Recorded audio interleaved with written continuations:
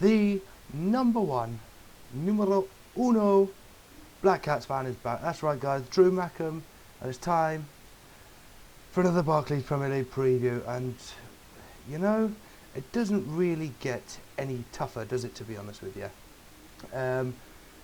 Arsenal away.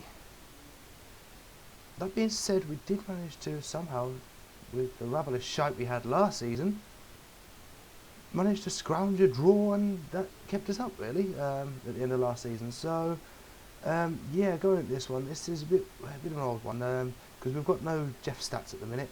He's fucked off somewhere. I don't know. I think it's in Spain or Cardiff. I don't know. But yeah, so there's no stats this week. But obviously it's Arsenal. Come on, you know, the stats will probably weigh massively in Arsenal's favour, to be honest with you. Going into it though, even though I do think, obviously we'll get onto a prediction later, obviously I do think that Arsenal are the more likely to win this one, I'll be honest with you. But at the same point, part of me, you know, my head says Arsenal, but my heart still thinks we can maybe scrape something from this one.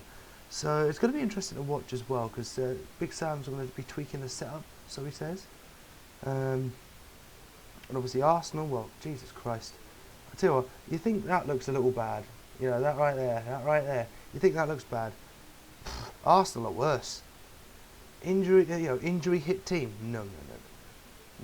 They're not an injury hit team. They're an injury plagued team. It's unbelievable. Cazorla, Arsene Wenger's revealed today that he could be out for months, anywhere up until March, if the injury's as bad as what they fear. And it just goes to show, doesn't it? You know, you do have to make your own luck in football, but sometimes, you know, luck just fucking leaves you. When it leaves you and hangs you out to fucking dry. But yeah, so going into this one, you know, it's a bit of a tricky one, because with the amount of injuries Arsenal got, Cazorla out, Walcott out, that's just to name a couple. Yeah, there's so fucking many. You can nearly field a team. That's how many there are. But you know, going into this one, Arsenal, they're still a good attacking team.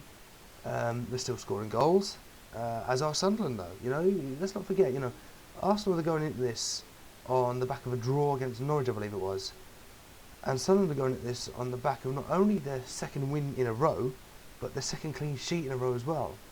So, you know, I challenge anyone to say that, you know, that team is not going to have confidence, because they will. You know, provided they just don't show fucking cockiness. You know, there's a huge difference between confidence and cockiness. But yeah, this one is still sways slightly to Arsenal. They've still got some bigger, better players. You know, the likes of Ozil's still in there, and you know, he's been a bit hit and miss this season, hasn't he, to be honest with you. Last season took the Premier League by storm, but yeah, so going at this one, my man to watch, it's going to be tricky. But if anyone's going to make an impact, because we know Defoe's not in, we know Larsson's not in, so the man to obviously watch, it's going to have to be Stephen Fletcher. See if he can still get the goals coming in. Hopefully he can, or even any at the midfield, you know. Because to be honest, I think any Sunderland fan would bite my arm off right now if I said we're guaranteed to win 1-0. But now the Pre-Bellends, this is going to be an interesting one for you guys, because the Pre-Bellends is not now Pre-Bellend for this one, it's Pre-Bellends. It's the whole Arsenal team. How can it not be, with the amount of injuries they've been getting? Fair enough, it's not the players' fault, I know that, I get that, but you know, with the way that they, you know, the amount of injuries that they've got, you know, how can I not name their entire team as Pre-Bellends to not go out and get injured? You know, it's one of those things, isn't it, guys? But it's definitely going to be interesting. And Arsene Wenger, he's probably got every fucking bone in his body crossed that Arsenal can at least come away with one game without getting a player fucking injured. But let's not forget, you know, I'm not sure how Catmull's doing. I think he's still out injured, but you still got the likes of Jan and Villa, bit of a bruiser, you know, not the same power as Catmull. Catmull's in a fucking league of his own. You know, we've also got the likes of Billy Jones to come back from suspension, which is a good thing.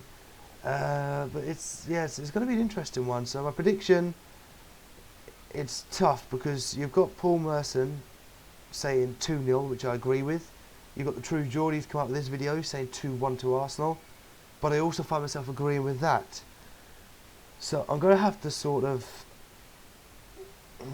to kind of go halfway and say 1-0 to Arsenal. Don't think it's going to be as easy.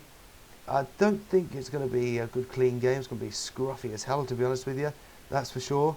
Especially with Arsenal lacking in that, that flowing movement that they used to. The possession football. So that's what I'm going to go with. I'm going to say 1-0 to Arsenal.